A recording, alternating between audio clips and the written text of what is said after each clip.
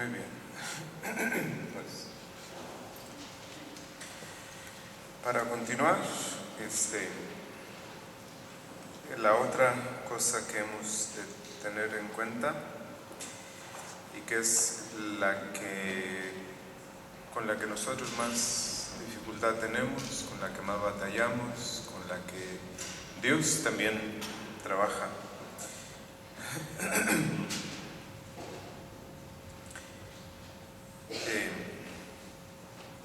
Dice nuestro Señor en el Evangelio de San Lucas, dice: si alguno quiere venir en pos de mí, que se niegue a sí mismo. Y al final, pues iremos entendiendo cuál es la necesidad de esta negación de nosotros mismos o esta renuncia a nosotros mismos. Pero la realidad es que tenemos el entendimiento como oscurecido, la voluntad debilitada, tenemos esta propensión o esta tendencia al mal, el corazón es víctima de muchas pasiones y el hombre todo en sí es víctima de la ignorancia, de la miseria, del dolor, de la desgracia, desde que sale a la luz de este mundo. Entonces, esas son las consecuencias del pecado original, que les debemos a nuestros primeros padres y con el cual nosotros nacemos en esta vida. Y esa consecuencia del pecado original pues fue gracias a la desobediencia, a la insubordinación de Adán y de Eva. Entonces el enemigo de Dios y del hombre supo insinuarse con astucia en el corazón de Eva y le sugirió ideas contrarias a Dios. Y suscitó en su alma este deseo de satisfacer su propia voluntad. Y en cierta forma, por medio de ella, obligó también a su esposo a participar de su pecado. Entonces, la miseria, la muerte y todas las desdichas que nos han transmitido y que deploramos continuamente son las consecuencias de aquel primer arranque de amor propio de Adán y de Eva. Y el amor propio es el mismo medio que empleó o que emplea el demonio en nosotros para oponernos contra los designios de Dios, ¿sí? Para introducir desórdenes y desventura en las vidas de cada uno de nosotros. Entonces, el principal enemigo, aparte del mal, del demonio, pues tenemos esta fuerza interior que nos lleva constantemente a desobedecer a Dios, a creernos dueños de nosotros mismos, dueños de nuestra voluntad. ¿Sí? Entonces, con esto quebrantamos sus preceptos y le negamos a Dios la obediencia que le debemos. Entonces, hoy vamos a ver, en estos minutos, cómo el amor propio destruye el legítimo amor que le debemos a Dios, que les debemos a los demás y a nosotros mismos. Entonces, nadie ignora que el amor que nos tenemos a nosotros mismos puede ser una virtud, puede ser un vicio. Dios nos manda que amemos al prójimo como nos amamos a nosotros mismos. Entonces, hay un amor al prójimo que es verdadero y legítimo, virtuoso, bien dirigido, ordenado, porque está subordinado a la voluntad de Dios. Y sin embargo, hay otro amor al prójimo que tiene que ver más con nuestro propio amor, nuestro amor a nosotros mismos, nuestro amor propio, que con la voluntad de Dios. Entonces, este amor propio destruye el amor verdadero, legítimo, ordenado, dirigido al bien de nuestros hermanos. Entonces, no se puede amar verdaderamente a sí mismo quien se ama mal. ¿Y quién se ama mal? Pues el que procura para sí mismo toda clase de males y aleja toda clase de bienes. ¿Sí? Entonces, nuestros más temibles enemigos, como son el mundo, el demonio, la carne, los sentidos, con todos sus esfuerzos, ninguno de ellos pudiera tener tanta violencia, tanto poder, para hacernos perder ni un solo grado de mérito, de virtud ni de gracia, si no fueran con el auxilio del amor propio. Este es el que hace una guerra tenaz a la virtud y procura por todos los medios exterminar la virtud.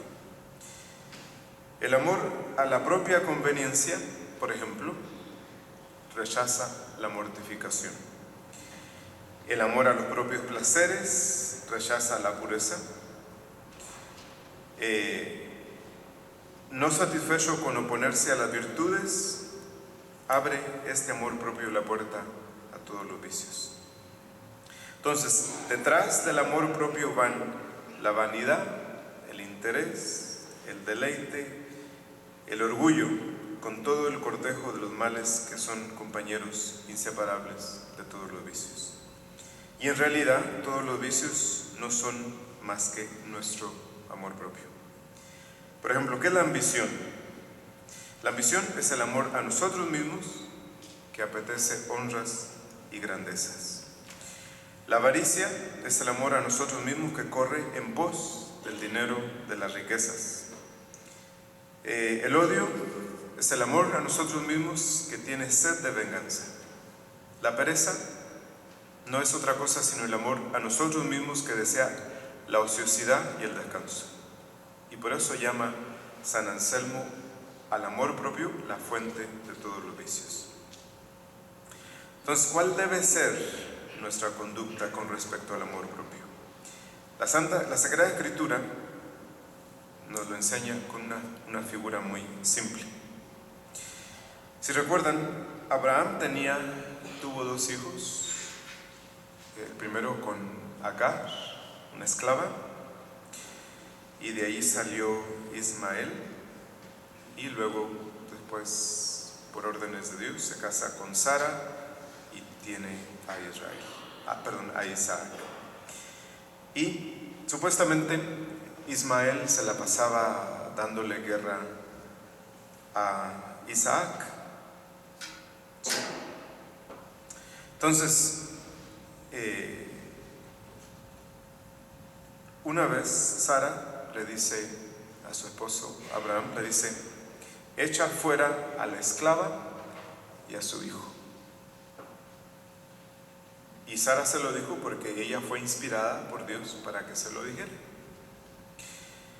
Entonces, a pesar del amor que Abraham pudo haberle tenido a Ismael y a su madre, los echó de su casa. Entonces, Ismael es el signo del amor propio e Isaac es el signo del amor verdadero. Sí. Entonces, el amor propio persigue al amor verdadero constantemente. Y para poderlo arreglar, lo único que nosotros tenemos que hacer es sacar al amor propio y a su madre, que es la concupiscencia. ¿Sí? Entonces, con esto nacimos. O sea, hemos venido al mundo 100% egoístas, con un amor propio exaltado, y luego nuestros padres de familia, pues terminan por hacerlo más grande de lo que es. No sé si ustedes, para darles un ejemplo, que ahorita no recuerdo cuál es el nombre, pero hay esta pequeña enfermedad que no es real, pero que es una enfermedad de los niños entre el primer año y los 4, que para llamar la atención o lloran o dejan de respirar.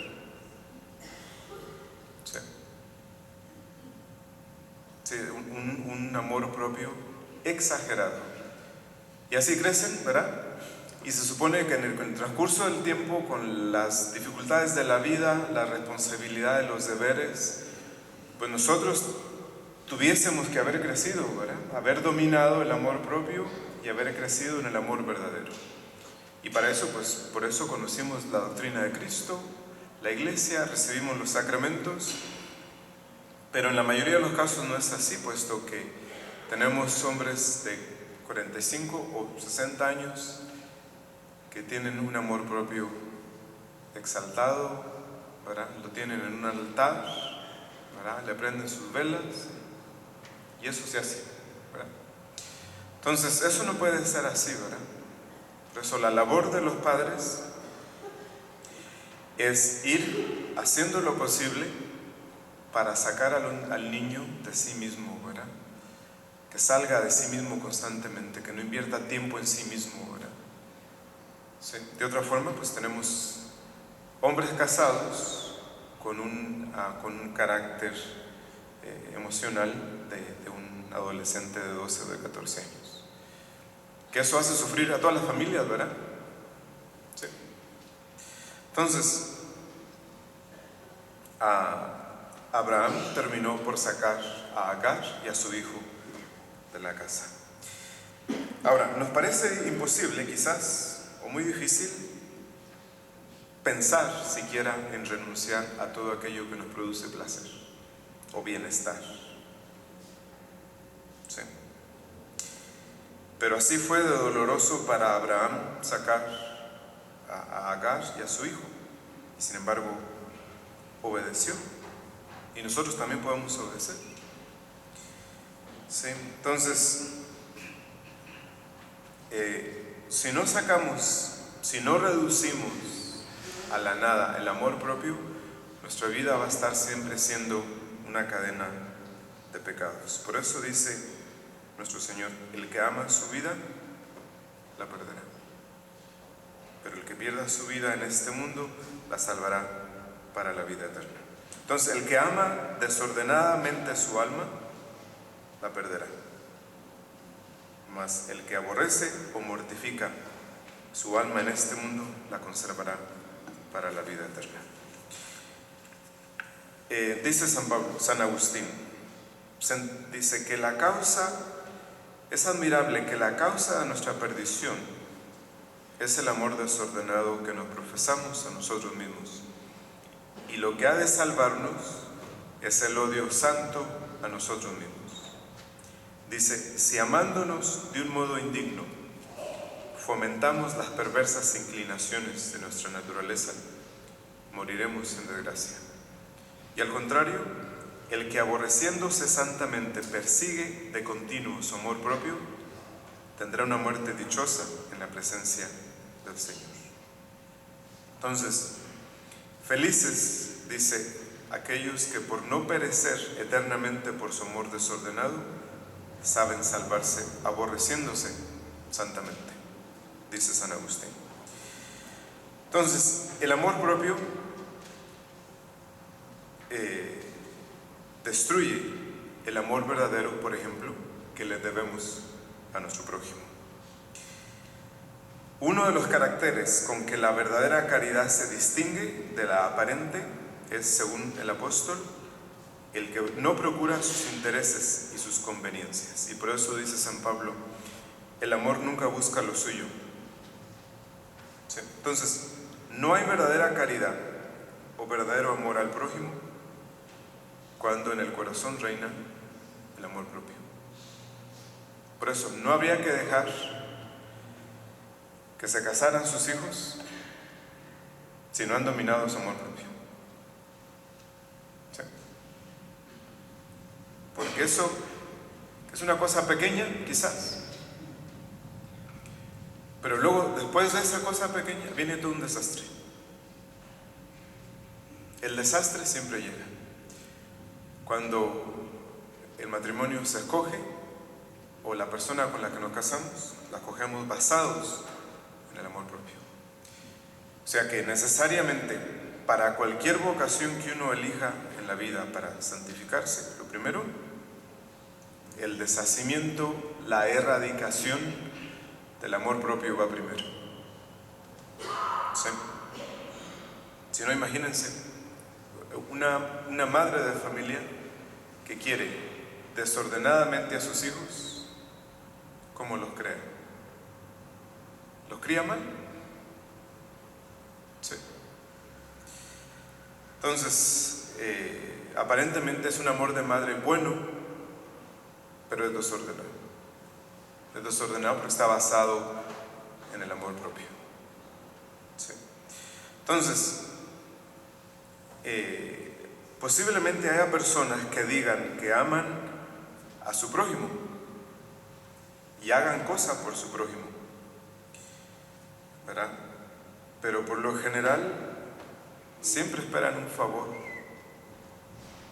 o la satisfacción de alguna pasión o el estímulo de la avaricia. Pero este no es el amor verdadero al prójimo.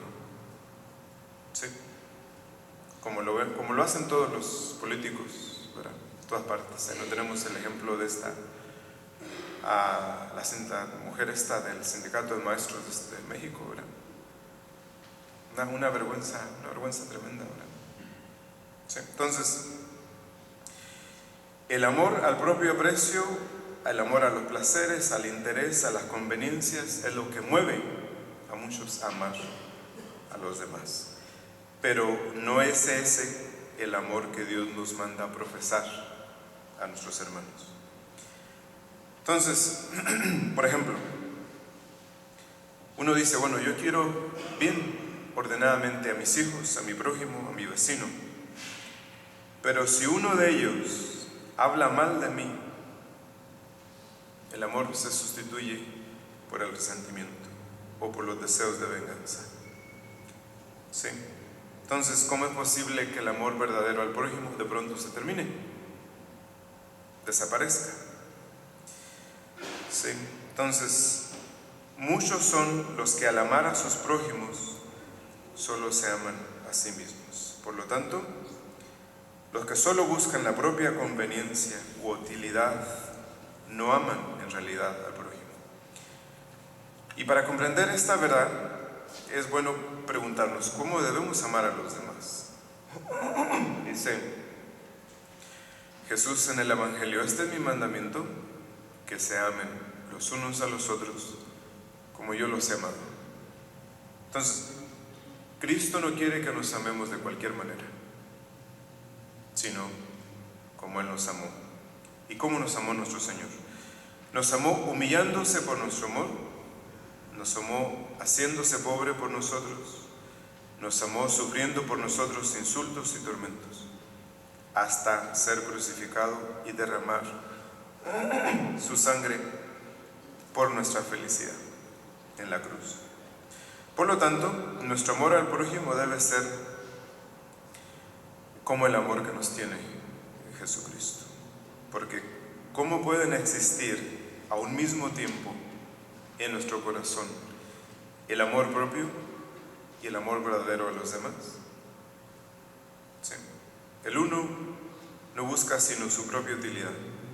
El otro, olvidándose de sí mismo, solo piensa en la felicidad de la otra persona. ¿Sí? Entonces el amor propio es celoso de su reputación y puede exponerse a sufrir cualquier cosa antes de perderla. El amor verdadero al prójimo está siempre dispuesto a sacrificar cualquier cosa por el bien de los demás. El amor propio ama tanto los bienes materiales que los procura por todos los medios posibles para aumentarlos. El amor al prójimo verdadero se priva con placer de esas ventajas siempre que la necesidad lo exija. El amor propio suspira por el descanso, se lo procura por cuantos medios están a su alcance. El amor del prójimo, a fuerza de trabajos, procura el bien ajeno. Entonces, el amor propio es solícito de conservar la vida, y el amor al prójimo, cuando conviene, la sacrifica a imitación de Jesucristo. Entonces no pueden pues encontrarse en un mismo corazón estos dos amores tan opuestos. Es imposible que ame verdaderamente al prójimo y el que se ama excesivamente a sí mismo. Por ejemplo, la limosna que podría dar y que no se da para no tener que hacer el pequeño esfuerzo, o los buenos consejos que se podría dar a los hermanos y que no se dan para evitar la molestia, o los consejos, ¿verdad? Las buenas palabras que se pudieran dar a los demás, que no se dan para evitar la incomodidad. ¿Sí? Las discordias, las discusiones, las rencillas entre los hermanos, todo esto trae su origen del amor propio y demuestran bien que el amor verdadero al prójimo y el amor propio no pueden estar juntos. ¿Sí? Entonces, Jesucristo, al establecer entre nosotros el reinado de la caridad, puso por fundamento la abnegación, la renuncia a nosotros mismos, porque Él sabía muy bien qué tan fuerte o poderoso es el amor propio. Y por eso dice: el que quiera seguirme, que se niegue a sí mismo. Y luego añade que carguemos con la cruz para darnos a comprender que el verdadero amor al prójimo es para nosotros, en cierta forma, una cruz. Para ser dichoso por toda la eternidad es preciso conservar cuidadosamente en nuestro corazón el amor al prójimo y crucificar el amor propio, como dice San Ambrosio. Y por último, el amor propio destruye el amor que le debemos a Dios. Por ejemplo, para comprender la oposición que hay entre el amor de Dios y el amor propio, recordemos lo que les decía al principio, lo que Dios es. ¿Quién es Dios? ¿Quién es Dios en sus criaturas? ¿Para qué Dios nos da todas esas cosas? Entonces, si entendemos eso, ¿cómo podríamos nosotros negarle el homenaje continuo a que estamos obligados con Él? La salud, el talento, la grandeza del corazón, la belleza, la bondad, todo lo bueno que hay en nosotros es don de Dios y debe servir para la gloria de Dios. Entonces, no obra así el que guarda en su corazón el amor propio, porque se sirve de los dones de Dios para la propia utilidad y echa en olvido la gloria de Dios, como si todo lo que tiene fuera suyo o Él mismo lo hubiera creado. Entonces, en lo que desea, en lo que hace, no piensa en Dios sino en sí mismo. En sí mismo piensa cuando estudia, cuando se divierte, cuando trabaja, cuando come, cuando corre en pos de bienes, cuando huye de los males. No se propone otro fin que a sí mismo. Incluso los mismos actos de religión puede verse uno impulsado a realizarlos por amor propio. O ¿cuántas veces buscamos a Dios más por amor propio que por amor a Dios? Por ejemplo, si le pedimos perdón a Dios por nuestros pecados, se lo pedimos para evitar irnos al infierno. ¿Sí? Si deseamos la vida eterna, lo deseamos para no tener que sufrir más. ¿Sí? O si tenemos esta devoción a alguno de los santos, la tenemos no para honrarlos, sino para que nos libren de las dificultades que tenemos. Entonces, cuando parece que se busca a Dios, uno se busca a sí mismo. ¿Sí? Porque uno no acude a Dios por el amor que le tenga, sino por el amor que nos tenemos a nosotros mismos. Y así convertimos en medio lo que es fin para nosotros. Entonces, ¿cuántas personas quieren usar a Dios para lograr los objetivos que se proponen? Entonces, el amor propio es contrario al amor a Dios. Además, el amor de Dios debe ser un amor de preferencia, un amor superior a todos los amores, un amor que nos haga anteponer su gloria cuanto hay de más grande en este mundo. El amor propio prefiere la satisfacción propia a agradar a Dios o a realizar la voluntad de Dios. Es como una especie de idolatría, en virtud de la cual tributamos a nosotros mismos el culto que le debemos tributar a Dios. Por ejemplo, quiere el Señor que perdonemos las injurias, pero el amor propio cree que su honor no le permite perdonar, y el que se ama desordenadamente solo piensa en vengarse de quien le ofendió. Quiere Dios que renunciemos a las vanidades, pero el amor propio se creería rebajado sin la vanidad. Y el que se ama desordenadamente, pues no quiere hacer semejante sacrificio. Quiere el Señor que procuremos el bien de nuestros hermanos. Y el que alimenta en su corazón el amor propio, oye con placer las calumnias contra sus hermanos, porque no quiere disgustar a una persona que ama. Entonces, ese no es el amor verdadero que le debemos ni a Dios, ni a los demás, ni a nosotros mismos. Por eso dice San Agustín que hay dos ciudades fundadas sobre dos amores. La una es celestial, cuyo fundamento es el amor de Dios y el desprecio de sí mismo, y la otra es terrestre, cuyo fundamento es el amor propio y el desprecio de Dios. Entonces, por eso, habiendo Jesús un día les pregunta a los discípulos: ¿quién dicen ustedes que es el Hijo del Hombre? Entonces Pedro se levanta y dice: tú eres el Cristo, el Hijo de Dios vivo. Entonces Cristo lo alaba por la respuesta que dio, porque esa respuesta fue inspirada por el amor a Dios verdadero. En cambio, después de que les dice eso, Jesús le dice: pues el Hijo del Hombre va a ser arrestado, traicionado, crucificado, y al tercer día resucitará. Entonces saca a Pedro a Jesús a un lado y le dice: no permita el cielo que te suceda esto que acabas de decir. Entonces Jesús, unos minutos antes, le había dicho a Pedro: esto no te lo ha revelado la carne ni la sangre, sino mi Padre Celestial. Y estos minutos más tarde le dice: apártate de mí, Satanás, porque tú no apeteces lo celestial, sino lo humano. ¿Sí? Entonces, ¿cómo se explica que el Señor, después de haber elogiado a San Pedro, le llame de pronto Satanás? Pues él mismo nos lo explica, ¿verdad? La primera de Pedro fue dictada por el amor a Dios, la segunda por el amor propio. Entonces, si Jesucristo llamó Satanás al que había elegido por jefe de los apóstoles, solo por una respuesta dictada por el amor propio, ¿cómo tratará al cristiano que lo sacrifica todo por este desordenado amor? Entonces, bien podemos aborrecer la humillación, los trabajos, las enfermedades, las dificultades, el sacrificio. Bien podemos darle al cuerpo todo lo que el cuerpo pida.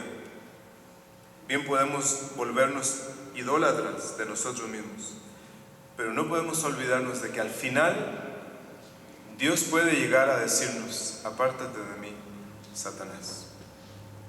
¿Sí? Entonces, el amor propio es el principal enemigo al amor verdadero a los demás, el amor verdadero a nosotros mismos y a Dios. ¿Sí? Entonces, parte del trabajo de la vida cristiana para nosotros ha de consistir en la lucha continua contra este amor desordenado de nosotros mismos. Y ya en la siguiente plática vamos a ver qué es lo que va a suceder. Pero antes de terminar, no sé si ya les dieron este pequeño folleto, ¿no? Sí, lo tienen. Muy bien. Entonces, hay este sacerdote de la Fraternidad de San Pedro, que él es exorcista, y entonces él se propuso buscar la forma de ayudarnos, de ayudar a los católicos a luchar en contra del demonio. Y entonces él puso junto este folleto con oraciones para cada día, de la semana. Y la idea central es que nosotros hemos de tener en cuenta que estamos aquí luchando en esta vida, ¿verdad? Y San Pablo dice que nuestra lucha no es contra cosas de este mundo, sino contra los espíritus de las tinieblas. ¿Sí? Entonces, parte de nuestro ejercicio cotidiano es luchar en contra del mal. Entonces, ustedes se hacen miembros de esta sociedad simplemente con rezar las oraciones que aquí están. Los requisitos o las condiciones para hacerse miembros es rezar las oraciones todos los días y luego perseverar en la gracia santificante siempre, lo más que se pueda. ¿Sí? Entonces, si lo van a hacer, bueno, hoy después cuando pongamos al Santísimo y luego recemos el rosario, después de eso van a tener ustedes unos 8 minutos para rezar solos en silencio las oraciones que vienen aquí, que corresponden para el sábado.